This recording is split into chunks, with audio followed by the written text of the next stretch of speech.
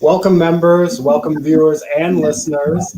I'm Stephen Nicholson, the CEO and president of RMA, the Rocky Mountain Association of Entrepreneurs. And here today I have Cali Zimmerman and Tony Diaz. They're both from DPHE, Department of Public Health and Environment, and they're here to give us a little bit of a vaccination update today. So thank you both for joining me today. Thank you. Really glad to be here. Yeah, of course. And I just want to take a few minutes just to kind of give some background information. So Tony, can you tell us a little bit about your background and how you came to work with DPHE? Yeah, thank you. So I am an emergency manager with Denver Department of Public Health and Environment. That is a mouthful, so I will just keep it at DPHE.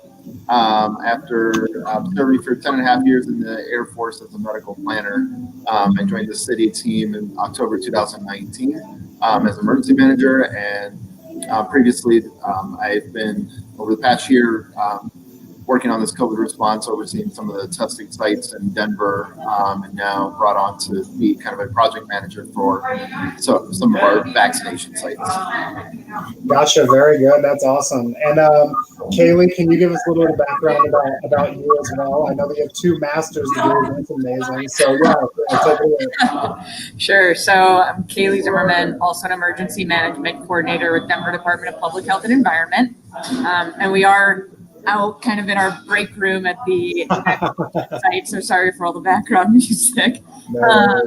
So I have a degree in master's in public health and a master's in public administration, as well as my certificate in emergency management and homeland security, with a focus in bioterrorism response. So my primary focus was working on medical countermeasure planning for response to anthrax and bioterrorism incidents across the city of Denver. I've been doing this for a little over 6 years now. And then now kind of focused primarily on the COVID response, overseeing a bunch of different aspects of it, and now working with Tony closely on expanding vaccination efforts. That's amazing. Thank you so much. Both of you have great backgrounds, and you guys are so qualified to be doing this work. So let's get into it. First off, what does DPHE do? What are they doing for the COVID response, and what are your guys' goals, and what are some of the efforts that you're doing to get vaccinations available to the public? Yeah, so we really are committed to equity and just increasing access for folks. So our overall strategy as the city is really to bring broad-based neighborhood access to vaccines. I think a lot of times we joke that, the pharmacy isn't sexy. Everybody wants to see these mega sites stood up and see the long lines so that we really see that you're doing the work. Our focus has really been trying to fill any gap that we can identify. So primarily looking at, where are we seeing folks that have been disproportionately impacted by COVID-19, higher hospitalization rates, higher rates of death, higher case rates, and then also looking at historical marginalization, racial or ethnic disparities that we've seen time and time again play out throughout every type of outbreak or kind of chronic health condition. And so we've been trying to then target those areas and bring vaccine to people. We do the same thing with our testing sites, and Tony can speak more to that, but looking at a big testing model, and yeah, you can push a lot of people through, but is it really the people that need the city's support? Or is it folks that can wait on the internet and hit refresh every few minutes to get an appointment? Or do we want to focus our efforts on really bringing it to a neighborhood that has been historically underserved? That's amazing. That's being able to have that focus for people that actually need these services. It's so important, and it's such great work that you guys are doing to actually target certain areas and make sure that the people that either don't have access or don't have the resources to be able to get those vaccines, you guys are bringing it to them. So that's awesome. My next question would be, what would you say is the biggest obstacle for DPHE in these efforts to get these vaccines to the targeted areas that you want them? Yeah, that's a big question. There's plenty of obstacles I think that we face. Obviously, the biggest one is, vaccine availability. It's not like your flu vaccine or something that's readily available. So, the supply chain is a bit of a challenge. And so that presents its own difficulties, right? When you're talking about a targeted strategy, like Haley just mentioned, being able to bring that vaccine to those that need it most. And then it turns into who needs it more than the other person, right? And how do you determine who is a priority? And, that's not the business that we necessarily want to be in, of saying this group is more important or more vulnerable and therefore should get it. But we are kind of faced with some of those decisions. But outside of that, it's just a lot of the misunderstanding and the myths surrounding the vaccine, right? I think that the media hasn't done the best job per se on sharing some of the facts of the vaccine, or at least doing a good enough job of explaining what these numbers mean, right? So when you hear, hey, 95% effectiveness versus Johnson & Johnson 75%, well, gee, to the common person, that sounds like one vaccine is way better than the other. But when you compare it to other vaccines, then you truly understand, wow, 75% is fantastic for a vaccine, especially one that was developed this quickly. So overcoming that messaging presents its own unique challenges. And I don't know if Kayla wants to add some more to that. I think that's spot on. We really want to make sure that folks that want to have access to vaccine have access, but also that, we're breaking down these barriers that exist and the misinformation and misunderstanding, really. Totally, that makes so much sense. And so just to give some of our viewers and some of the general public just some basic information on vaccines, can we go over the phases for the vaccines, what's coming, who is already eligible to get the vaccine, and that I think will help people kind of see what's coming down the road for the future. Yeah, absolutely. So as folks know, we do have 3 vaccines that have been approved to use in the U.S. So that's Pfizer, Moderna, and Johnson & Johnson, or also called the Janssen vaccine. With that, we're looking statewide at who's eligible at any given time. So the state of Colorado has a website where folks can get more detailed information. Right now, we're in phase 1B.4, which is focusing on a lot of our frontline essential workers. So folks that are bringing critical services that are not only helping other folks in our community, but also bolstering the economy. One thing that we've struggled with throughout this pandemic is really helping folks understand that public health can be a little straightforward. We know how to not get something. We know how to keep ourselves safe. But how do you do that when balancing it with wanting to keep things open, wanting to keep some sense of normalcy? And so with phase 1B4, we're really prioritizing people that are working out at restaurants, grocery stores, looking at those frontline staff that are just going to help us keep our rhythm, our routine, keep life going. We've already completed a lot of the high-risk folks. So high risk because of underlying conditions, as well as high risk because of their job duties. So EMTs or first responders on ambulances, fire departments, as well as our healthcare workers. Coming up, it's going to open up really quick here in the next couple of weeks. The governor said that we're looking at mid-April for having essentially everybody be eligible for vaccine. Doesn't mean everybody's going to get it right away. I want to set that expectation right up front. Everybody will be eligible in the very near future, but we still are struggling with some issues of kind of the amount of vaccine we're actually getting here in Colorado. Sorry, got to jump back in there. Yeah, thank you so much. That's really helpful to know, and also, yes, to set that expectation that even though everyone's going to be eligible, that doesn't mean that there's vaccine for everybody. So my next question would be, what can people in our group, entrepreneurs or just people sitting at home, what can they do to kind of help the efforts of DPHE? Is there anything, as far as volunteer work or just things that they should be doing in their community to help improve your efforts in spreading knowledge and spreading this vaccine availability? Yeah, that is a good question, and I'm glad you asked. Right now, we're really in a a position where folks have to continue with their individual responsibility. And I think that people in different sectors are really well positioned to both share accurate information. So the CDC, our state health department, and our local health department websites, as well as really encouraging staff, the folks that you serve in your businesses, to continue wearing a mask, to continue washing hands, and practicing physical distancing as much as possible. We are seeing a lot of folks getting vaccinated, but we haven't hit that finish line yet. We're really not out of the woods. Whichever metaphor you want to use, we're still kind of fighting this pretty hard.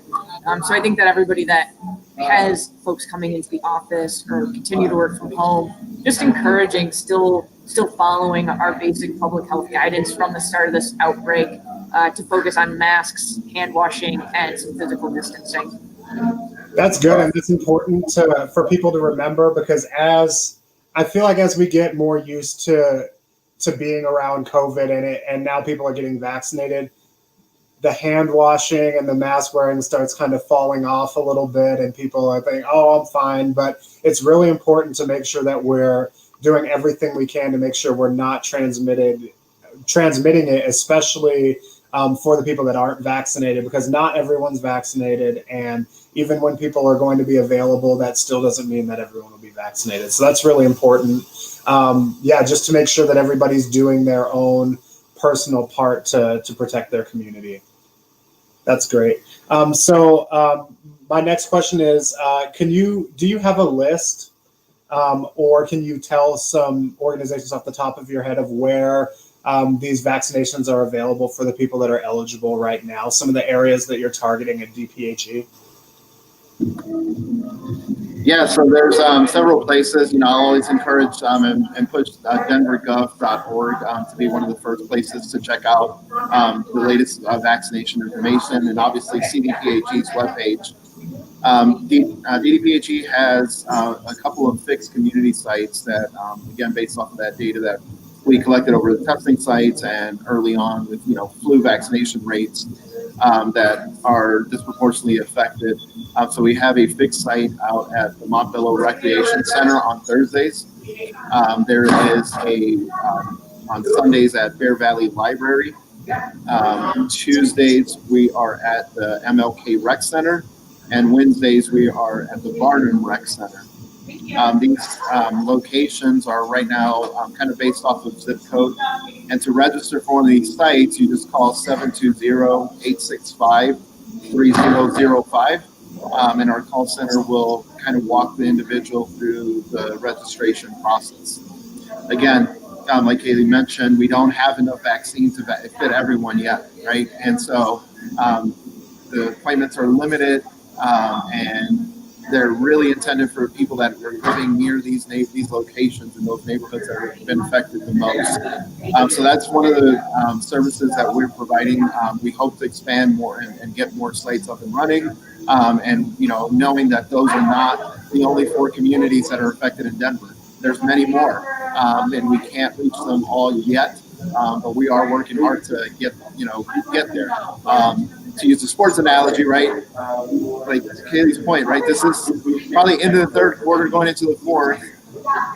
We don't want to take this thing into overtime, and so we can't. We're not there yet. We can't let the confetti drop. We can't pop the bottles of champagne, celebrate. There's still a lot of game left to play, and we just ask patience, and together we're gonna get through this. And just to add, if folks do have a primary care provider or a healthcare system that they already get care from, check out those websites. We have links up on denvergov.org as well for all the big providers. You don't have to be a patient anywhere to be eligible for vaccines through them. You should be able to register regardless of your insurance status, regardless of where you get your health care. So we encourage everybody to get information, sign up with as many locations as you can, but also to be mindful of, if you have an appointment and you're not going to show up, please cancel it. These doses expire really quick. And so you'll hear about us saying, oh, we have a wait list and you have to be here in 15 minutes. Do us some help in the healthcare sector. Cancel your appointment if you don't need it, and make sure that dose doesn't get wasted. Yeah. And with those wait lists, I'll just add, my 2 cents on that as well is, if it's not as simple as saying we have an extra vial, right? In each vial, there could be up to 10 doses. And if it's just one person that wants it, we're not going to open that vial to vaccinate the one person. We need to have the 10 people available, because otherwise we just wasted 9 doses in that vial. So unfortunately, we're not there yet, right? Where we can say, hey, we have enough of this stuff that I can open this vial, vaccinate one person, and throw the rest away. We're nowhere near that. And so to that, it's also, the wait list game is not necessarily a guarantee. It's not a promise. There's a lot of considerations that have to be taken into place before we can start calling you back for a wait list. But canceling that appointment, or, if you don't intend on making it, I can't stress enough how important that is. That's really helpful, and knowing that process is also gives a little bit more understanding to people that it's not just a one shot, open one vial for one patient. There takes a lot of planning and a lot of coordinating that goes into actually making sure that these vaccines are getting to who they need to get to. So thank you for that information. So for people that are a little bit, I don't know, concerned about getting the vaccine, or maybe they don't have the right information, do you have any advice for those people on where they can find some education that's actually accurate and up to date, and can actually help people understand vaccines a little bit more, so they can make the right decision for themselves, whether it's a good choice for them or not? So the CDC, I know there's maybe some concern at the start of the outbreak of if it was a reliable source. Definitely a trustworthy source. Start with the CDC always. And they pull a lot of the information from the FDA. So who's doing the oversight of these vaccines being approved? I think that's a great place to start kind of consuming a lot of this information. I also really like referring folks over to any of the major universities that are doing research as well. They have a lot of great studies available, as well as really easily digestible information about the different types of vaccines, how we made them so quickly, their efficacy, their effectiveness, and really the why of vaccination. That's great. So yeah, definitely check out CDC, the FDA. If you don't have the information, it's available there for you on the internet. So please read through that and make the right decision that's best for you and your family. Thank you, Tony. Thank you, Kaylee, so much for being here. It's been so helpful to get a little bit of information on what's going on with vaccines and where people can find information. So thank you. Thank you for having us. Yeah. Really, really happy to meet with you guys, and always happy to come back and share more as we get more information out. That's great. Thank you so much. Please check out denvergov.org. They have all the information that you need for testing sites, where you can get the vaccines, all of the lists of physicians and healthcare providers that are helping provide those vaccines. Maybe not physicians, just healthcare providers. Get that information. In a few weeks, mid-April is when it looks like it's going to be available to everyone. So just keep up to date on all that information. Again, denvergov.org is the best place to get that info. Thank you so much, Kaylee and Tony, for being here today. Thank you. Thank you for having us. And if you haven't signed up yet for RMA, go to www.rnae.co. We have a lot of things coming down the pipeline. We're talking to a lot of specialists when it comes to procurement. Kaylee and Tony talked to us about vaccines. We're really trying to provide as many resources as we can for entrepreneurs, just to get them real help right now. So www.rnae.co, please sign up. Thank you so much for being here. Let's hit the outro.